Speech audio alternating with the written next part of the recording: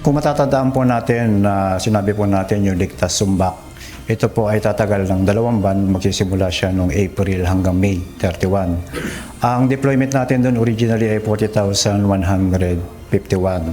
Pero special po itong buong linggo na aabot po sa April 14 up to April 20, meaning po magmula kahapon hanggang Sunday, magdadagdag po tayo ng 25,000 na PNP personnel deployment po.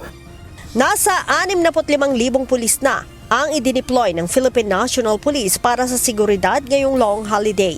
Ayon kay PNP Public Information Office Chief, Police Colonel Randolph Tuanyo, wala namang banta na natatanggap ang PNP, subalit nais nilang masiguro ang kaligtasan ng publiko sa mahabang bakasyon.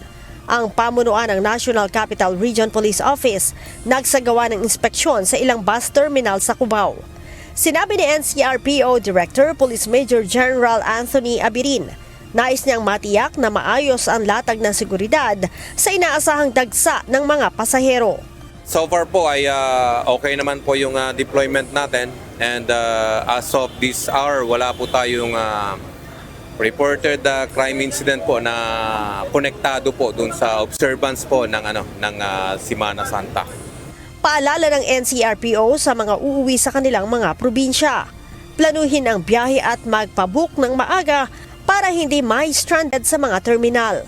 Ilan sa mga pasahero sa terminal ang nahirapan ng sumakay. Opo, ang hirap po talaga magbiyahe. 2 hours na po kami kanina nag-ikot ko po kasi dami po pasahero. Kaya magantay na lang po kami kung ano oras po makakuha ko din yung ticket. Bakit po nagkabiglaan nung nauwi kayo pala? Kasi walang pasok kasi yung mga bata. Samantala, kinumpirma din ni General Abirin na naka-heightened alert pa rin ang NCRPO kaya't 75% ng kanila mga tauhan ang nakadeploy. Tuloy-tuloy po yung police visibility, and as a matter of fact, mahigit 10,000 po yung nang i-deploy natin. Aside from yung mga covert securities natin at saka yung coordination po natin sa barangay at saka volunteer group, tumutulong din po sila para bantayan ng ating komunidad.